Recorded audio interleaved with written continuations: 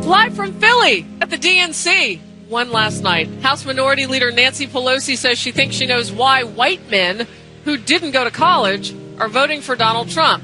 She said that. Watch.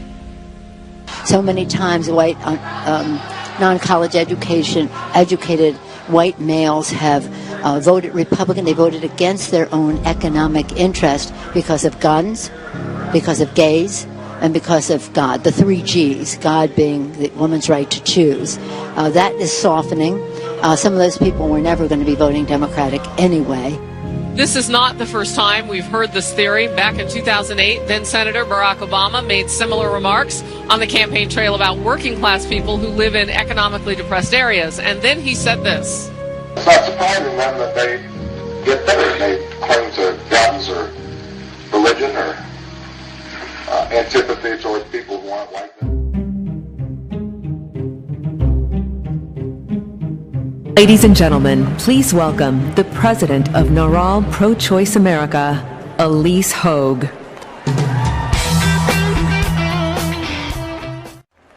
I am a fourth-generation Texan. Texas women are tough. We approach challenges with clear eyes and full hearts.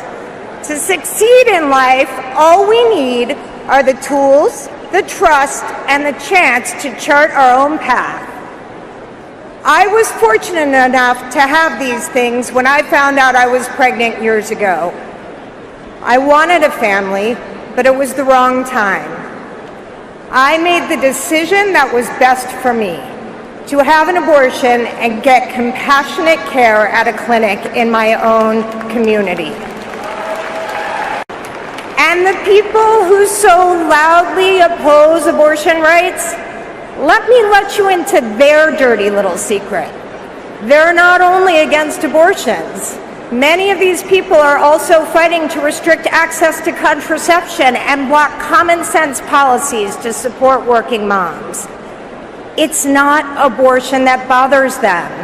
It's empowering women to live our own lives.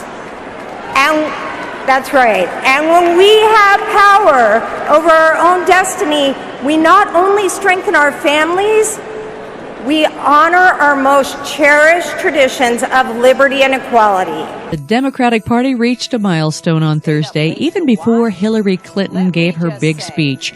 25-year-old Sarah McBride became the first transgender person to speak at a major party political convention. My name is Sarah McBride, and I am a proud transgender American. Will we be a nation where there's only one way to love, only one way to look, and only one way to live? Or will we be a nation where everyone has the freedom to live openly and equally? A nation that's stronger together. Hillary Clinton understands the urgency of our fight. She'll work with us to pass the Equality Act, to combat violence against transgender women of color, and to end the HIV and AIDS epidemic once and for all.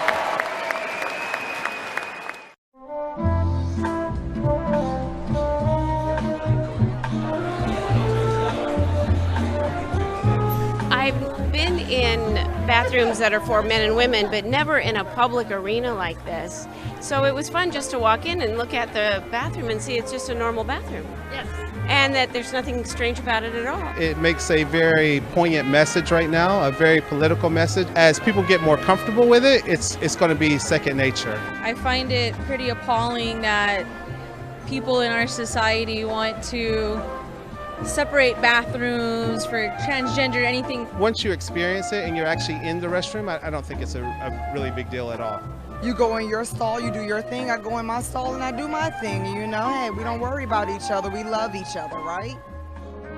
On Thursday, severe thunderstorms blanketed the eastern half of the country, and the clouds were headed straight for the northeast, right for Philadelphia. The storms are expected to hit the Philly area on Friday, just as Democrats are set to leave their national convention on Friday morning. Already, many of the protesters were being washed out due to heavy rain. The Philadelphia area has a flash flood watch in effect until Friday morning, making it difficult for delegates, journalists, and party leaders to make make it to the convention hall to hear Hillary Clinton's acceptance speech tonight. Brazil truly is a vibrant society. This behind me might look like a party. It's actually a protest. These people are demonstrating against what they say is police brutality and discrimination against homosexuals. With the Olympics coming to town, it's widely said that this might be the worst place in the world to be gay. It is part, say the organisers, of an ongoing trend of discrimination. Bem, isso aí a gente pode ver de uma forma mais ampla. During Carnival, we hear cases of women being forced to kiss men. We believe that Carnival should be free. We support smaller events that are more respectful to diversity, to women, and to all kinds of minorities.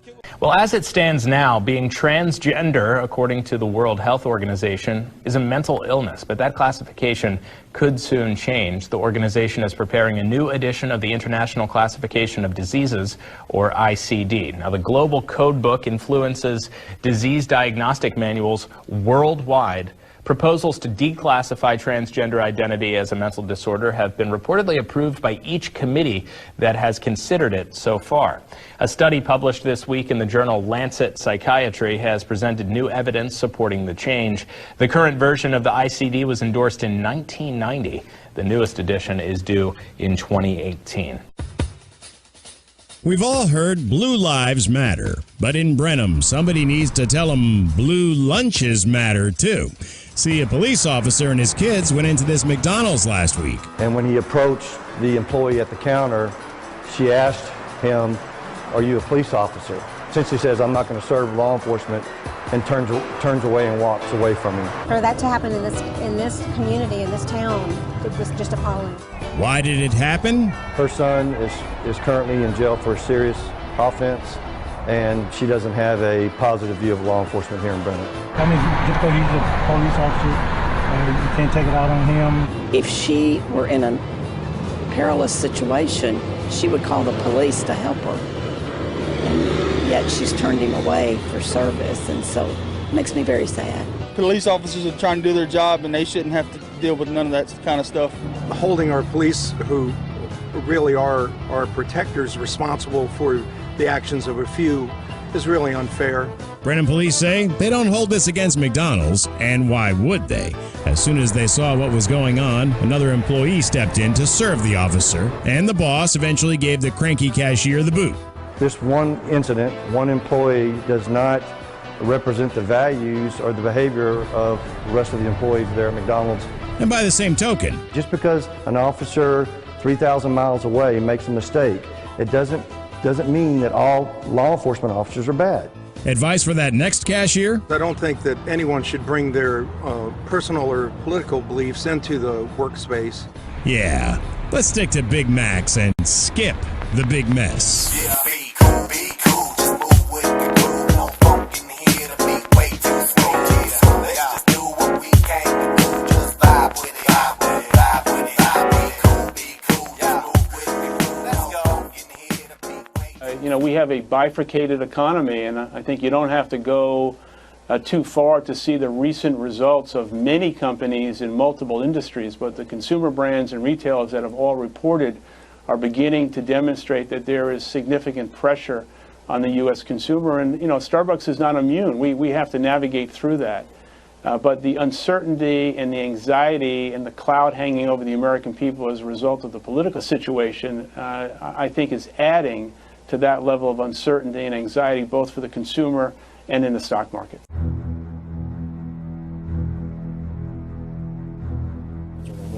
감히 모독하는 특대형 범죄 행위를 감행함으로써 우리와의 그 전면 대결에서 이미 붉은 선을 넘어섰습니다. 우리는 미국의 이 특유형 범죄 행위를 우리에 대한 이 선전 포고로 간주하고 그에 상응한 실제적인 그런 조치들을 취했습니다. 미국이 끝내 8월 합동군사 연습을 강행한다면 그로해서 조성되는 사태에 대한 책임은 전적으로 미국이 지게 될 것입니다. The DPRK is calling for the removal of U.S. troops from South Korea, describing it as a time bomb. The spokesman for the National Peace Committee of Korea accused the U.S. of sending a Patriot PAC-3 anti-ballistic missile battery for a military drill in South Korea. The official added that the U.S. troops stationed in South Korea would be the primary target of any DPRK strike. The spokesman also urged South Korea to change its pro-American policy and called for the withdrawal of U.S. forces from the peninsula. Last week, the DPRK fired off 3 ballistic missiles. The missiles' launch came after 6 days after Seoul and Washington agreed to deploy the missile interceptor system THAAD in Seongju County, some 250 kilometers southeast of Seoul, by the end of next year. German Chancellor Angela Merkel on Thursday described recent attacks in Germany and across Europe as shocking, depressing, and terrifying, but refused to back down on her open-door refugee policy that has attracted criticism following 3 assaults in the country by asylum seekers. Merkel said, "What the terrorists want is that we lose our view for what's important to us." Terrorists want us to lose the focus on the things necessary. They want to undermine our solidarity and our togetherness. They want to damage our way of life, our openness, and yes, our readiness to take in people in destitution. They want to spread hatred and fear between cultures and religions. We stand decisively against this. President Francois Hollande has confirmed plans to form a National Guard to help security forces combat terror attacks. Hollande's office said a defense council will be held early next month and will hammer out the forces' hierarchy and command structure. Parliamentary consultations will follow later in September. The National Guard will be made up of volunteers from the police, paramilitary police, and military. The president added that he hopes it would be operational by early autumn. The announcement came after France suffered 2 attacks in less than a fortnight this month, with the government coming under fierce criticism for alleged security lapses. An investigation has revealed more than $1 billion worth of weapons is flowing from Europe to Middle Eastern countries that are known to ship arms to Syria. The investigation was conducted by the Balkan Investigative Reporting Network and the Organized Crime and Corruption Reporting Project. It has revealed that since the start of the Syrian conflict, more than $1 billion worth of weapons has been exported to Saudi Arabia, Jordan, the United Arab Emirates, and Turkey. The report examined arms export data, UN reports, plane tracking, and weapons contracts. The Russian army has strengthened its southern defenses in response to NATO's growing military presence near the country's borders. Firstly, we will consider the issue of improving the firing strength of the troops out of southern military district. In the last years, the military political situation in the southwest and strategic direction became more sensitive. Mostly, it is connected with the growing military presence of NATO in Eastern Europe, the situation in Ukraine, and the activity of international terrorist groups. Since 2013, more than 200 organizational steps have been taken in the southern military district.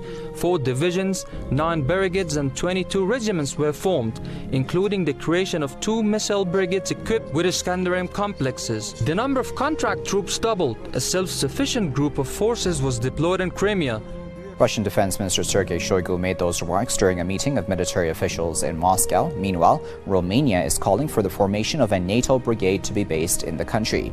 6 NATO members, including Poland and Bulgaria, would take part in the task force, which was agreed at the Western Military Alliances Summit earlier this month. NATO has beefed up its military presence in Eastern Europe despite repeated warnings by Russia. Ties between Moscow and NATO have soured since the beginning of the Ukraine crisis in 2014. The alliance blames Russia for the deadly conflict. The Kremlin denies the accusation. China's military has said it will hold joint exercises with Russian forces in the South China Sea. Beijing says the air and sea drills will be held in September and are aimed at deepening relations between the 2 militaries and boosting their capacity to respond to maritime